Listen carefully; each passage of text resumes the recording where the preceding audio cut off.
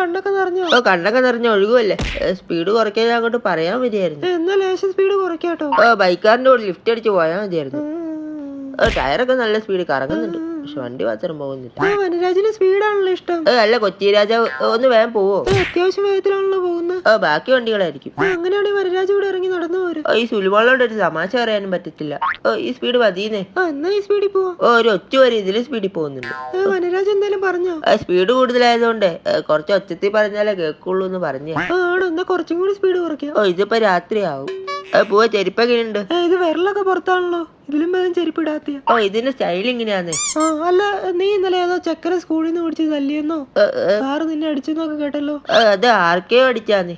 ആരൊക്കെയോ അടിച്ചാലും നിന്നെ എന്തിനു സാറ് തല്ലിയത്? അതല്ലെന്നേ, WWE റാൻഡി ഓർട്ടൺ അടിക്കുന്ന പോലെ ആർക്കെയോ അടിച്ചാന്ന്. എന്നിട്ട് ആ പയ്യനെന്താ പറ്റി? പെടൽ വിളിക്കുന്നതാന്ന് തോന്നുന്നേ. പാവം.